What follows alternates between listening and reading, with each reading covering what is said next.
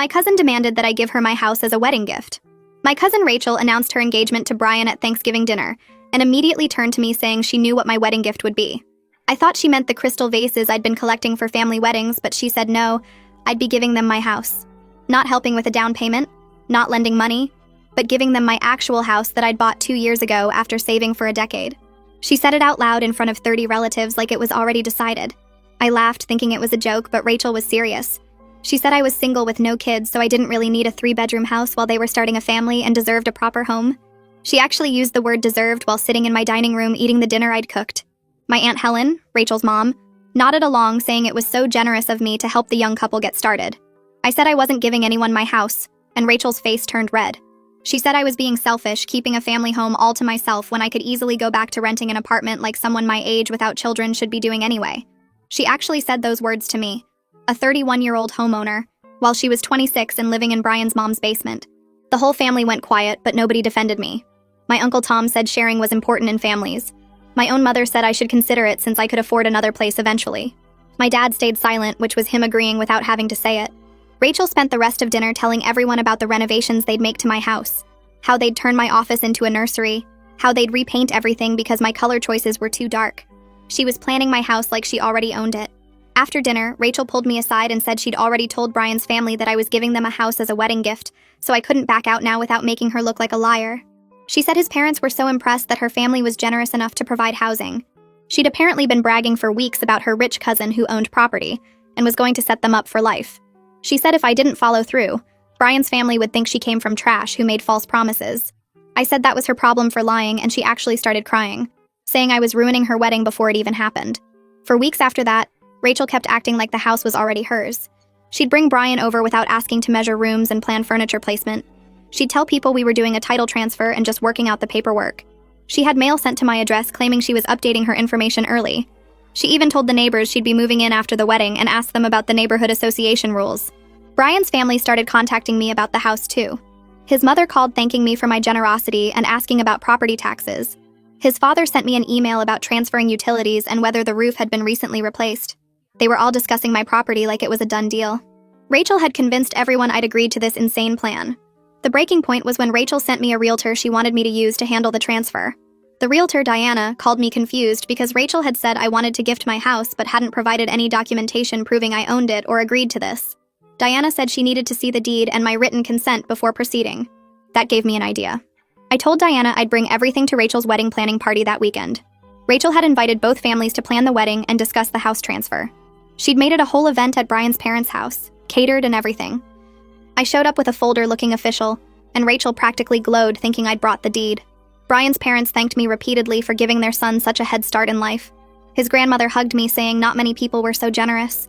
His siblings kept asking about spare bedrooms and whether the basement was finished. Rachel had clearly promised them all space in my house. When everyone was gathered, Rachel asked me to present the paperwork. I pulled out the deed and showed it to Diana. Diana read it and looked confused. Requested Reads is on Spotify now. Check out link in the description or comments. Up from the deed, Diana Deed looked at me with a question in her eyes and said she didn't see any transfer documents or gift paperwork in the folder I'd brought. Rachel's smile froze on her face while Brian leaned forward to get a better look at what Diana was holding. I took the deed back from Diana and explained calmly that this was my property deed showing sole ownership in my name, with no co-owners, no pending transfers, and no indication that I'd ever agreed to gift this house to anyone. The room went completely silent except for someone's phone buzzing on the table. Brian's mother stopped mid-sip of her wine and set the glass down carefully. Rachel started shaking her head and saying that wasn't the right paperwork, that I must have brought the wrong folder, but her voice had gone high and thin. I pulled out my phone and showed Diana the text messages where Rachel had told me weeks ago that she'd already informed Brian's family about the house gift, and I couldn't back out now without making her look bad. Diana read the messages with her eyebrows going up higher with each line. Brian took my phone from Diana's hand and scrolled through the conversation himself, while his father moved closer to read over his shoulder. I watched Brian's face change as he read Rachel telling me that his parents were so impressed by my generosity and that she'd been bragging to them for weeks about her rich cousin. His jaw tightened when he got to the part where Rachel said his family would think she came from trash if I didn't follow through. Brian looked up at Rachel and asked her point blank when I had supposedly agreed to give them my house. Rachel stammered that it was at Thanksgiving dinner in front of everyone, but I interrupted to remind Brian that 30 relatives heard me clearly refuse at that dinner. My mother shifted in her seat and looked down at her hands. Rachel tried a different approach and said that even if I didn't explicitly promise the house, I'd implied I would help them, and she'd just been optimistic about what that help would look like. Brian's father cut in and said that Rachel had told them very specifically that I was transferring the deed as a wedding gift, not that I might help with a down payment or loan them money. She'd shown them pictures of my house and talked about which rooms they'd renovate first. Brian's grandmother spoke up in a quiet voice and said Rachel had promised her she could have the guest room when she visited, because the house was going to be theirs free and clear. The hurt in her voice made Rachel start crying, but this time it looked different from her previous tears. This looked like panic. Brian stood up and asked Rachel to step outside with him, but she grabbed onto the table and refused to move. She said if we could all just calm down and discuss this reasonably, we'd see that this was a misunderstanding blown out of proportion. I asked her directly how it was a misunderstanding when she'd sent a realtor to my house, had mail forwarded to my address, told my neighbors she was moving in, and brought Brian over multiple times to measure rooms without my permission. Rachel's face went red and she accused me of trying to humiliate her in front of Brian's family. My Aunt Helen finally spoke up and said that even if I hadn't made a formal promise, family was supposed to help family and I was being cruel to embarrass Rachel like this. Uncle Tom nodded along, but he looked less certain than he had at Thanksgiving. Brian's mother set down her wine glass with enough force that it clinked against the table and said she wanted to understand the timeline of events. She asked Rachel directly when they'd first discussed the house situation. Rachel said it was right after the engagement, that I'd been so excited for her, and had mentioned wanting to help them get started in life. I shook my head and said that never happened. That the first time Rachel mentioned the house was at Thanksgiving when she announced in front of everyone that she knew what my gift would be. My dad's brother, who'd been quiet in the corner, cleared his throat and said he'd been at that Thanksgiving dinner, and he remembered me very clearly saying no to giving up my house. Several other relatives who were at the wedding planning party nodded in agreement. Rachel looked around the room with wild eyes and changed tactics again, saying that maybe she'd misread some signals, but that didn't change the fact that they needed help, and I had the means to provide it. Brian finally lost his patience and told Rachel they were leaving immediately. She clung to his arm and begged him not to do this in front of everyone, to please just give her a chance to explain properly. He pulled his arm free and walked toward the door. Rachel turned to me with genuine desperation in her face and said that if I cared about her at all, I'd tell Brian this was all a mistake and we'd work something out. I looked at her and said I did care about her, which was why I'd cooked Thanksgiving dinner and collected crystal vases for her wedding, but I would never give up the house I'd spent 10 years saving to buy. I told her she'd created this situation by lying to everyone, and now she had to face the results of those lies. Brian's father stood up and said his family needed time to process what they'd just learned. His mother hugged me briefly and whispered an apology for the confusion. Brian's grandmother touched my arm as she passed and said she was sorry for any pressure I'd felt. They filed out of the room one by one, leaving Rachel standing there with tears running down her face, and my Aunt Helen rushing over to comfort her. The days after that party were strange and quiet. I heard through my mother that Rachel had moved out of Brian's mother's basement and gone back to living with Helen and Tom. Apparently, Helen was telling everyone who would listen that Rachel was heartbroken, and it was entirely my fault for being selfish with my property. My mother said Helen was conveniently forgetting that Rachel had lied to 2 entire families and tried to steal a house. I didn't hear from Rachel directly, but I got several angry texts from Helen saying I'd ruined her daughter's life and destroyed her chance at happiness.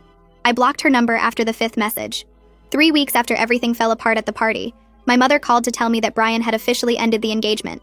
She said Rachel was devastated and staying in her old childhood bedroom, barely eating or leaving the house. I felt genuinely sad for Rachel going through that kind of heartbreak, because breakups are painful no matter what caused them. But I also knew the relationship had been built on lies she'd told, and it would have fallen apart eventually, even without the house situation forcing everything into the open. A relationship that starts with one person deceiving the other person's entire family isn't going to last.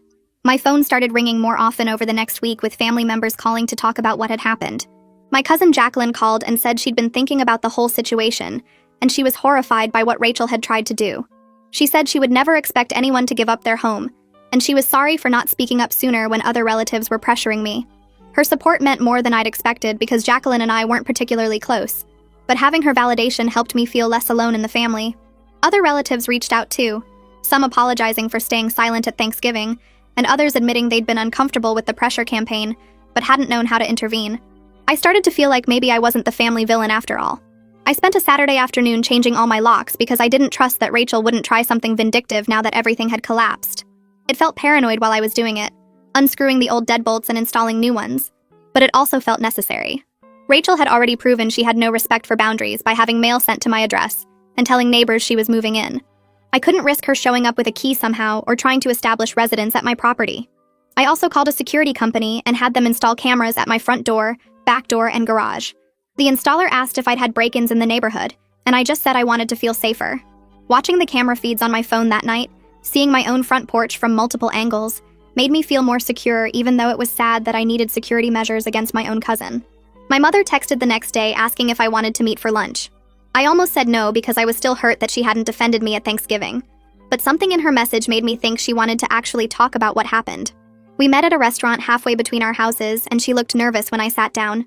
She ordered coffee and then immediately started apologizing before the server even walked away.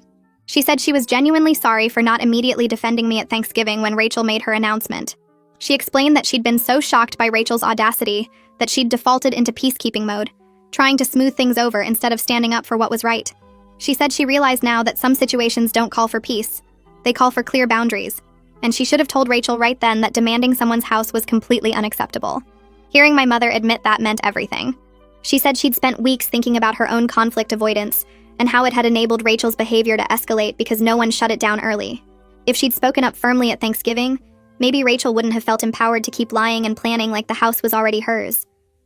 I accepted my mother's apology and told her I appreciated her recognizing what had gone wrong. But I also made it clear that going forward, I needed her to actively support me in family situations, rather than staying neutral or trying to keep peace at my expense. She agreed immediately, and said she understood that her silence had felt like abandonment. She admitted that her conflict avoidance had enabled Rachel's escalating behavior by not shutting it down early, and she promised to be more direct in the future about calling out inappropriate behavior, even when it made family gatherings uncomfortable. We talked for 2 hours over lunch, and I felt our relationship starting to heal. It wasn't completely fixed because trust takes time to rebuild, but it was a genuine start. She paid for lunch and hugged me in the parking lot, holding on longer than usual. A month after the party, I had to attend a family funeral for a distant relative I barely remembered. I dreaded going because I knew Rachel would be there and I had no idea how she'd react to seeing me. When I walked into the funeral home, I spotted Rachel immediately sitting in the front row next to Helen. She was wearing black and staring straight ahead, not looking around at all. When I walked past to sign the guest book, she didn't even glance in my direction. Helen kept Rachel close to her side throughout the entire service and shot me hostile looks every time I moved. Uncle Tom was there too, standing slightly apart from his wife and daughter, and when our eyes met, he actually nodded at me. It wasn't friendly, but it wasn't hostile either. It might have been grudging acknowledgement that things had gotten out of hand. After the service, during the reception at the church, my dad's brother pulled me aside near the coffee table. He said he'd been thinking about everything that happened, and he wanted me to know that he thought I'd handled the situation correctly. He said Rachel needed to face consequences for her manipulation and lying, and sometimes family members need to be held accountable even when it's uncomfortable.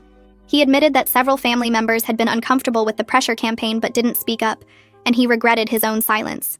Having him say that out loud, acknowledging that other people had seen how wrong it was but stayed quiet, made me feel validated in a way I hadn't expected. I started making more effort to rebuild relationships with family members who had either supported me during everything or had apologized since then. I called Jacqueline back and we had coffee. I accepted invitations from relatives who'd reached out. I was slowly creating a smaller circle of family who respected boundaries and could be trusted. At the same time, I had to accept that Helen, Tom, and Rachel would likely never forgive me for not enabling the house theft. Helen still wouldn't speak to me at family events. Tom was civil but distant. Rachel avoided me completely.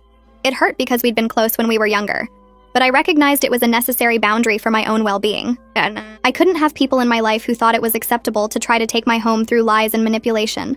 My mother mentioned during one of our phone calls that Helen was struggling financially, and that was partly why she'd been so invested in Rachel getting a house. She said it like that should make me understand or excuse what had happened. I felt a flash of sympathy because financial stress is genuinely hard, and I didn't want Helen to be suffering. But then I reminded myself that their financial problems didn't obligate me to sacrifice a decade of my savings and my home. Lots of people struggle with money without trying to steal houses from their relatives. Helen's financial situation might explain her desperation, but it didn't excuse her supporting Rachel's lies and manipulation. I told my mother that I felt bad about Helen's struggles, but it didn't change anything about what Rachel had tried to do or what I'd had to do to stop it. 2 months passed and I found myself standing in the produce section of the grocery store, holding a bag of apples and trying to remember if I needed anything else. I turned toward the bread aisle and nearly walked straight into Brian. We both stopped short, and there was this awkward second where neither of us knew what to say. He looked different. Thinner, maybe. Or just tired in a way that made him seem older. He said hi first, and I said hi back. And then we just stood there with our shopping carts between us like some kind of barrier. He asked how I was doing, and I said fine, keeping my voice neutral because I wasn't sure where this conversation was going. He nodded and said he wanted to thank me again for being honest about everything. that it had been hard, but he was doing better now. He told me he was focusing on his own life and being more careful about who he trusted, and the way he said it made it clear he meant Rachel specifically. I told him I was glad he was okay, and I meant it, because seeing him hurt at that party had been awful, even though none of it was my fault. We talked for maybe 3 more minutes about nothing important, the weather and traffic and how the grocery store had rearranged everything again, and then he said he should get going. We said goodbye and went our separate directions, and I felt this strange mix of relief and sadness that we'd managed a normal conversation. A week later, my mother called while I was making dinner and told me Rachel had gotten a job in another state. She said it like it was good news, like Rachel was moving up in the world, but I could hear the worry underneath. My mother explained that Rachel wanted a fresh start away from the family drama and the reminders of her broken engagement. I understood that impulse because starting over somewhere new can feel like hitting a reset button on your life. But I also thought Rachel was running from having to face what she'd done, from the family members who now knew she'd lied, from the neighbors who'd seen her planning to move into a house that wasn't hers. My mother asked if I thought Rachel would be okay out there alone, and I said I didn't know. I wanted to say that Rachel had made her choices, and now she had to live with them, but my mother sounded sad enough already. After we hung up, I stood in my kitchen stirring pasta and thinking about how Rachel had tried to take everything from me and was now leaving everything behind instead. The next few family gatherings felt different with Rachel gone.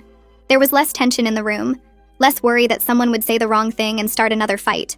But Helen still wouldn't look at me when we were in the same space. At my cousin's graduation party, Helen stayed on the opposite side of the yard the entire time, talking to other relatives but pointedly ignoring me whenever I came near. My mother mentioned later that Helen blamed me for Rachel moving so far away and being isolated from family. That frustrated me because Rachel had isolated herself through her own choices, through lying and manipulating and refusing to take responsibility. Helen acted like I'd personally driven Rachel out of state, when really Rachel had driven herself there to avoid facing what she'd done. My mother tried to play peacemaker, suggesting maybe time would help Helen see things differently, but I wasn't holding my breath. 3 weeks later, I went to a family birthday party for one of my younger cousins. The party was at a park with picnic tables and a playground, and I arrived early to help set up.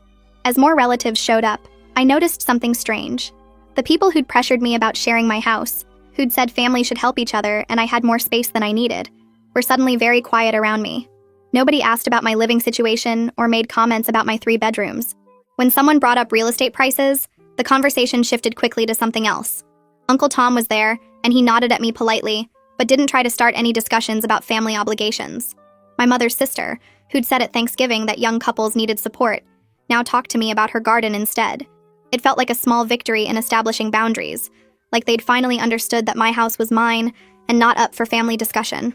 My dad started calling me more often after that, inviting me to dinners and family events with a deliberateness that felt intentional. At a cookout at his house, one of my aunts made a comment about the Rachel situation, something about how family feuds were so unfortunate.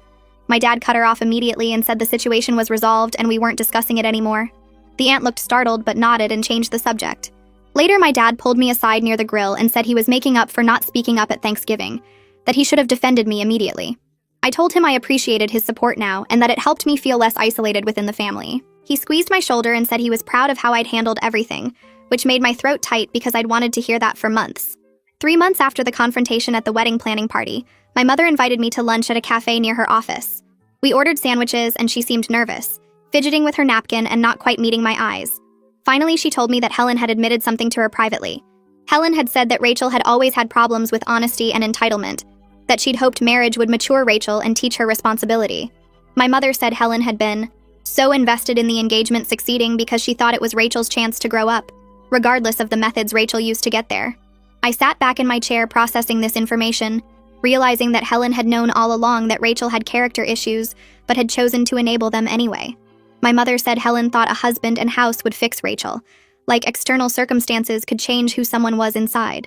Hearing that even Helen recognized Rachel's character problems made me feel validated in a way I hadn't expected. Someone who'd been completely on Rachel's side had admitted, at least privately, that Rachel had serious issues. But I was also frustrated that Helen still blamed me, rather than holding Rachel accountable for her own behavior.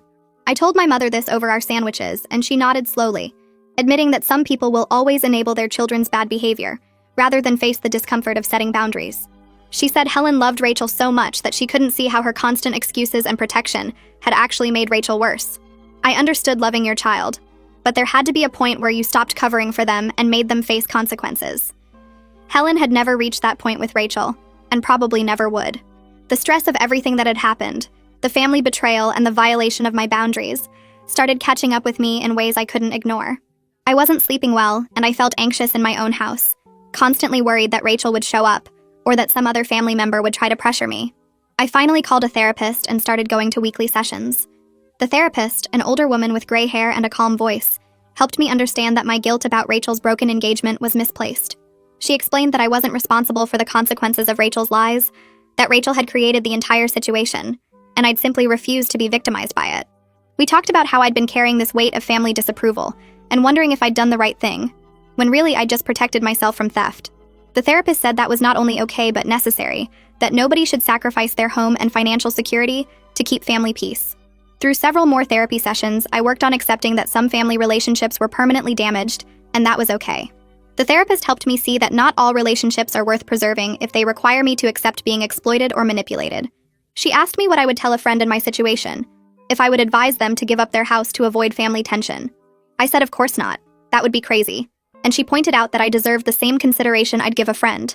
We talked about how choosing myself over family peace didn't make me selfish. It made me someone with healthy boundaries. I started to feel less guilty about Helen not speaking to me and Rachel moving away, because those were consequences they'd created through their own actions, not punishments I'd inflicted. 4 months after everything exploded at the wedding planning party, I decided to host a small dinner party at my house. I invited my parents, my dad's brother, who told me I'd handled things correctly, my cousin who'd called to say she was horrified by Rachel's behavior, and a few other family members who'd either supported me during everything or apologized since then.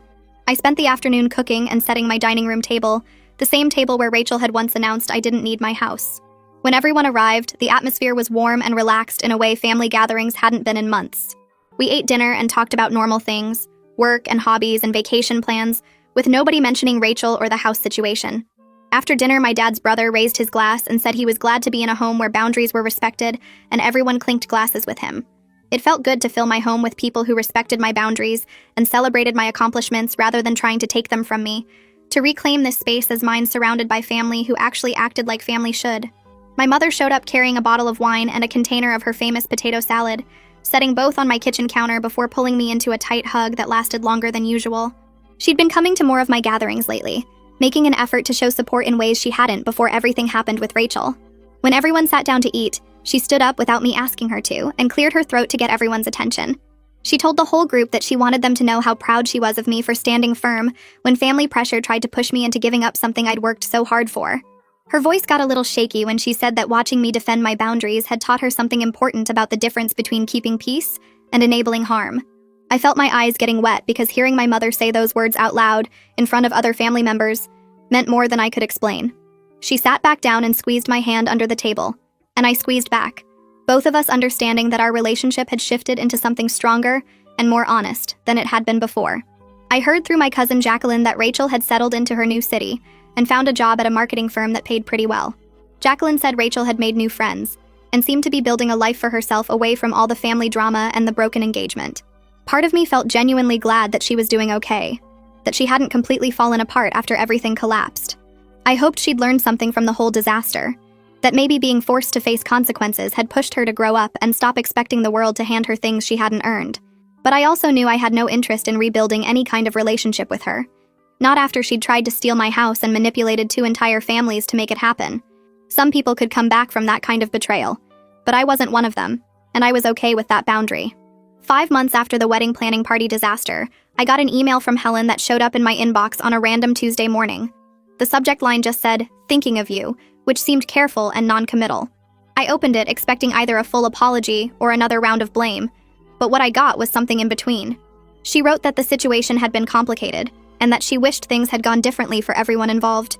She didn't say she was sorry for supporting Rachel's attempt to take my house, didn't acknowledge that what Rachel did was actually theft, didn't admit that she'd been wrong to pressure me. But the email felt like regret even if it wasn't full accountability, like she knew things had gone badly, but couldn't quite bring herself to say whose fault that was. It was more than I'd expected from her, honestly, given how angry she'd been and how completely she'd cut me off after I exposed Rachel's lies. I read the email 3 times trying to figure out if there was a hidden message or a request buried in the careful language, but it seemed like it was just what it appeared to be. A small gesture from someone who couldn't quite apologize but wanted to crack open a door. I sat with the email for 2 days before responding, writing and deleting several drafts that ranged from warm to cold to completely ignoring it. I finally settled on something polite but distant, thanking her for reaching out and saying I appreciated her thinking of me. I didn't offer to get together for coffee or suggest we try to rebuild what had broken between us. I kept my response short and cordial, the kind of thing you'd send to someone you used to know but didn't really want back in your life. Some relationships could exist in a civil but distant state, and that felt appropriate for me and Helen given that she'd never fully acknowledged that her daughter had tried to steal my house through lies and manipulation. I could be polite without being close, could respond without opening myself up to more pressure or judgment. I hit send and felt okay about it. Not guilty or angry, just neutral. When my parents called to invite me to Thanksgiving dinner, I asked directly if Rachel, Helen, and Uncle Tom would be there, because I needed to know before I agreed to come. My mother didn't hesitate or try to dodge the question, which I appreciated. She told me they were having separate celebrations this year to avoid tension, that she and my dad were hosting one group while Helen was hosting another on a different day. She said it honestly and didn't try to make me feel bad about being the reason for the split, didn't suggest I should just get over it, so the family could be together. I thanked her for being upfront about it and for being willing to accommodate everyone's needs, even though it meant more work and planning. It felt good to have a parent who respected my boundaries enough to create space for them instead of expecting me to shrink myself to make others comfortable. Thanksgiving at my parents' house was relaxed in a way family gatherings hadn't been in months. The people there were the ones who'd either supported me from the beginning or had come around to understanding why I'd refused to give up my house. Nobody mentioned Rachel or the whole disaster. Nobody made pointed comments about forgiveness or family unity. Several relatives asked about my house and complimented the improvements I'd been making, treating it as obviously mine without any question or resentment. My dad's brother talked about the new deck I'd built in my backyard.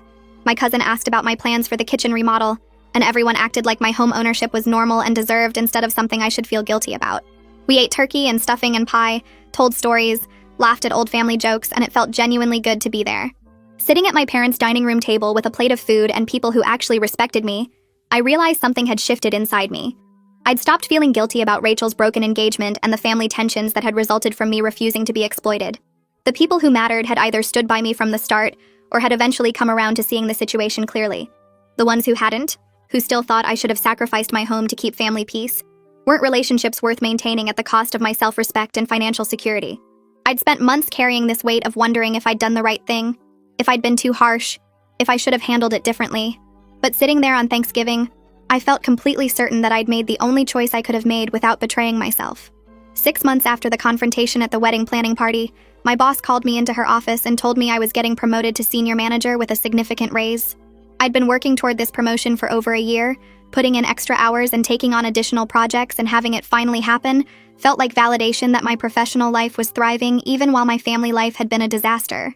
I celebrated by starting renovations on my home office, the room Rachel had wanted to turn into a nursery for children she didn't even have yet. I hired a contractor to build custom bookshelves along one wall, bought a new desk that fit perfectly under the window, and painted the walls a deep blue that I'd always wanted but hadn't gotten around to doing. Every time I walked into that room and saw my books organized on the new shelves and my work materials spread across the desk, I felt powerful in a way that had nothing to do with anyone else. I'd reclaimed that space for my own goals and my own life, turning what Rachel had tried to take into something that belonged completely to me. My mother came over to see the finished office renovation and walked around the room touching the bookshelves and admiring the paint color. She stood in the doorway for a minute just looking at everything before mentioning casually that Helen had asked how I was doing, which might be a small step toward eventual reconciliation.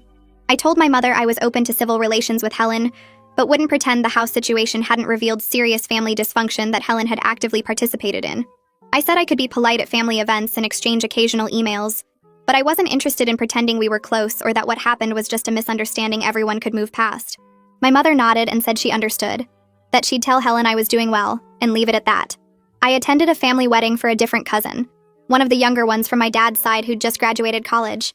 Rachel wasn't there, which didn't surprise me since she'd moved away and probably wasn't coming back for family events anytime soon. But Helen was there, sitting with Uncle Tom at a table near the back of the reception hall. We made eye contact when I walked in, and I walked over to their table to say hello, because ignoring them would have been awkward and obvious. Helen stood up and we exchanged polite greetings, asked basic questions about how each other was doing, and didn't mention anything about Rachel or houses or the disaster that had split our family. It felt like the right amount of contact, civil but distant, acknowledging each other's existence without pretending to be close. Uncle Tom actually complimented my dress, saying the color looked nice on me, which might have been his way of extending an olive branch without having to apologize directly for pressuring me to give up my home. I thanked him and moved on to find my assigned table, feeling okay about the brief interaction, neither upset nor particularly warm about it. My cousin Emma, who's 23 and just started her first real job, found me by the dessert table during the reception. She asked if I had any advice about saving for a house because she wanted to start early like I did. I told her to open a separate savings account that she never touched, and to automate transfers from every paycheck so she wouldn't even see the money. Her friend Sarah joined us and asked about down payment percentages and closing costs, treating me like someone who'd figured something important out instead of someone who should have given everything away. I spent 20 minutes talking them through interest rates and property taxes and inspection costs, feeling useful in a way that had nothing to do with sacrifice. Emma said she wanted to own something of her own by the time she was 30, that watching me keep my house showed her it was possible to stand up for yourself even when everyone pressured you to do something else.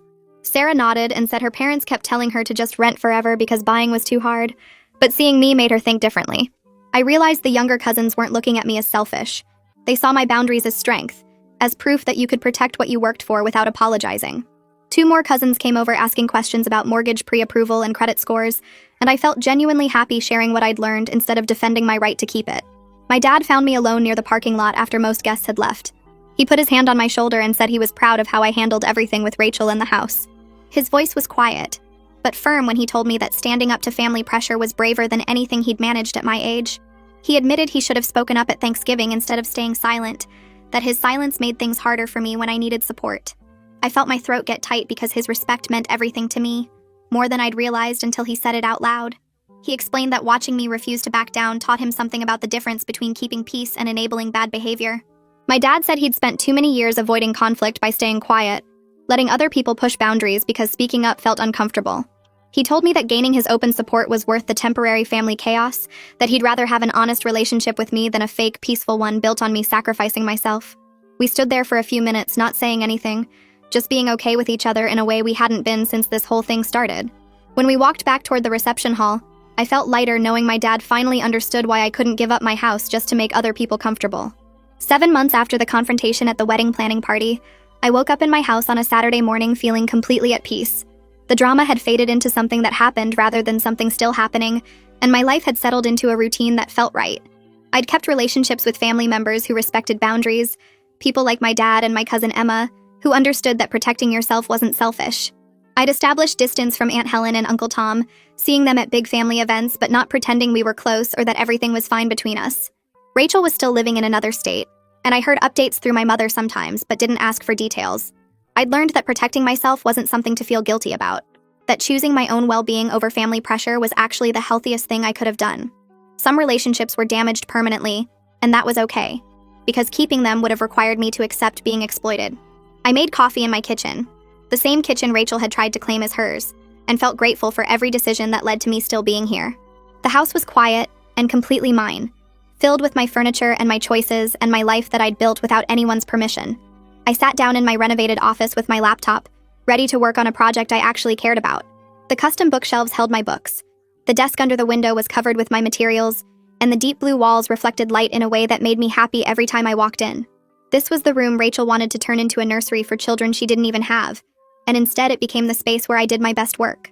I'd saved for a decade to buy this house, worked overtime and skipped vacations and made sacrifices that Rachel never understood or appreciated. Rachel's attempt to take my home taught me that I was strong enough to stand alone if necessary, that I could survive family rejection and social pressure without crumbling, but I was grateful I didn't have to stand completely alone, that the people who truly mattered stood with me when it counted. My dad supported me, my mother eventually understood, and the younger cousins saw me as someone worth learning from instead of someone who should share everything. I felt genuinely happy and secure sitting in my house, working on something I loved, living a life I'd chosen and defended. The fight to keep my home showed me who I really was, someone who wouldn't sacrifice herself just to keep other people comfortable, and I liked that person.